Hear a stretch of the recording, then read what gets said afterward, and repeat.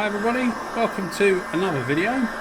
This one is a clear coat video with the Walcom 360 Carbonio Lite HTE 1.3. So HTE is the cap, they do HVLP and HTE.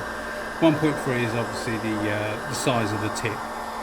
Now 360 is supposedly the weight of the gun, although they are actually less than that. This one's about 320, and I think they do that because the original 360 came out and it wasn't called a 360 Lite, it was just called a 360, and the Lite has got a different cap around the front of the air cap is carbon fibre, and there's a few other slight modifications to it, so it's a little bit lighter than the original 360 Carbonio, but it's not too different, but obviously just a bit lighter. So what's it like? I suppose this was the first question everybody's going to ask, what it's like. Well, I will get to that in a second, but I just want to run through a couple of things. Now this gauge is the same carbon gauge. It's a carbon outer body on the main part of the gauge, and the actual reading part of the gauge, the digital clip-on bit,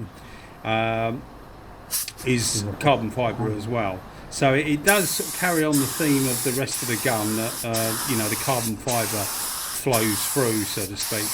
And it's actually quite a good gauge. Now you get the same gauge with the Ego 190. If you watch my video of the Ego 190, I'll try and remember to put a link in the description. It's too big for that gun. It's too big for the Ego 190. You can unclip the actual digital part of the gauge if you want to, and I would definitely suggest doing it with the 190 because the 190 is such a small gun. But with this you don't need to do it, and this gauge fits this gun perfectly. So my criticism of the gauge on the other gun, the 190, has gone with this, because you can see I actually leave, from what I can remember, I leave the gauge on virtually all the time because it just doesn't get in the way. It's absolutely fine. So that's a good point. It is, as I say, it is a good gauge. People really like it because they look at it and they think it's, you know, carbon fibre, and it does come with the gun. Now, one of the negative points of this gun is the price of the thing. It's right up there with the SATAs now. I paid about 500 GB pounds, you know, and I think they're a bit dearer than that now, about 550 GB pounds.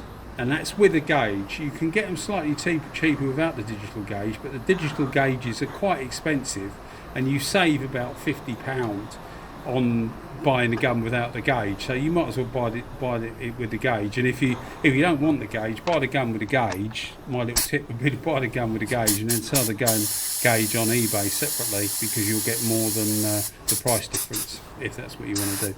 Anyway, it's just an idea. It's something, little things like that is things I do sometimes, because it just makes the guns cheaper for you in the end if you can recoup some of the money you've paid out. So we're going to get to what it's like. It is very, very good, and I would, at the risk of repeating myself, I would put another very in there as well. As people will know that watch the channel, I've got a fair few I've got loads of spray guns, to be fair. I'm only a hobbyist, but I like playing with the different spray guns, seeing what affects them, what makes them work better, what doesn't, etc, etc.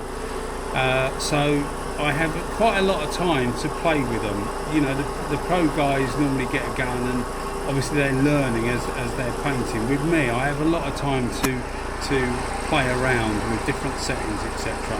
And this is one of the guns that you pick up and instantly you're at home. It just feels really, really nice. The lightweight is not so much of an issue really. It's about 40 grams, 50 grams lighter than the SATA. GTI Pro Lite is a little bit heavier again. But when you've got a pot, especially if you've got a pot with like 400 or 500 millilitres of clear coat on top, you don't notice that much really. If you've got a heavy gun, then maybe, but most of the mainstream guns, it is lighter, but I didn't notice it that much. I'm quite a big chap, so maybe that's why, I don't know. But the lightweight is really, I think it's more of a marketing thing really than anything else, because it is lighter but not by a lot.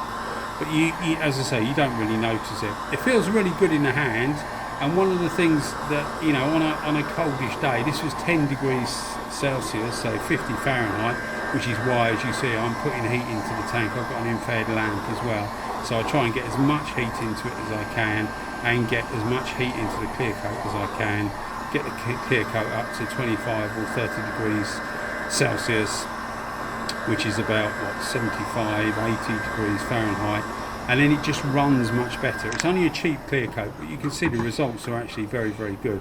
We got 2 tanks we're doing, so yeah, I mean, get everything nice and warm, and when you touch the gun, even though the conditions are cold, because it's not a metal, because it's carbon fibre, it still feels quite relatively warm, if that makes sense, because it takes the heat from your hand. So it's nice to hold and nice to use, and it, as I say, gives really, really good results. It atomizes very finely. It's a bit like the Ego 190, which also atomizes quite finely. It's like a giant DV1S. You know, the small smart repairs, like a giant one of those. It's very, very good. It gives a superbly flat finish if that's what you want. This is, as I say, this is a cheap clear coat, so the clear coat doesn't do the gun any favours in this scenario. Both of these tanks are done with exactly the same clear coat, but it comes out really, really nice. It's an absolute joy to use, and it's got to be right up there with my favourite guns, really. My favourite, if I had to put I'm still trying to whittle it down, and I will make a top 10 gun video of both the mini guns and the full-size guns, my, you know, top 10 guns for what it's worth to people. I will make one, but this one, together with the Segola 4600 with a DVR clear cap and the SATA 5500 are 3 guns that I would immediately think in my head that are right up there at the top, because they're just an absolute joy to use. They just make it easy. They make painting well easy, if that makes sense. Now, I haven't used it for base coat. I'm purely using it for clear coat. As I say, it is a clear, specified clear gun, so that's exactly what I'm doing. But I can honestly say it's an absolute joy to use. Quite whether it's the best gun out there, in my opinion, I'm still on the fence with that, really. But it's got to be in the short list. And as I say, how I would actually split them, I don't know, because normally with the Segola, I say that that's a better gun simply because it's cheaper than the SATA. But this is up there with the SATA, so you've also got the fact that the Segola, although they've gone up a bit, is still cheaper. So, as I say, I would hesitate to say that it's my best gun, but it's right up there. So if you're thinking of buying one and you don't mind the money, then go ahead, because I don't think you'll be disappointed at all. One thing I do notice is the body actually marks quite easily, and by marks I mean, if you do the scratch test and put your finger across it, it's not actually a mark that would actually catch your fingernail. So it's not a gouge into the carbon, but it just seems to, like, you pick up little scratches on it, which, as I say, aren't below the surface, but it just seems to mark the carbon, which you don't get with the other guns that are normally made out of magnesium or aluminium, aluminium, or something like that. You don't normally get that. So I've noticed that it really does mark quite easily. So as far as longevity goes, I can't really tell. I've had it about 4 months, I think, something like that. I've used it a fair bit, and of course nothing's gone wrong with it, but I wouldn't really expect anything to go wrong with it. I was using it at 3.5 turns out on the fluid, full fan, and at 2 bar, so 29 psi, and I found 3.5 turns out perfectly enough.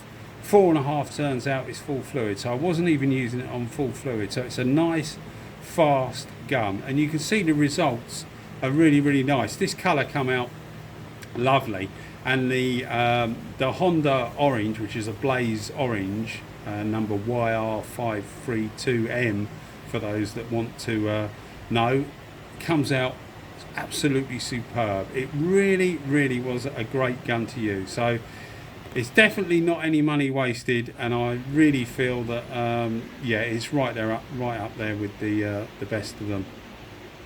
So I hope you enjoyed the video, guys. Sorry I'll rabbit on a bit, but that's just the way I am, I guess. Thanks to all the subscribers and people liking the videos and the comments, etc. I get so few negative comments, which is really nice. You know, obviously there are some people out there who are a bit funny, but you know, most of the time everybody's really, really nice, which is much appreciated. Before I go, the blue was actually, I know some people like to know the colours.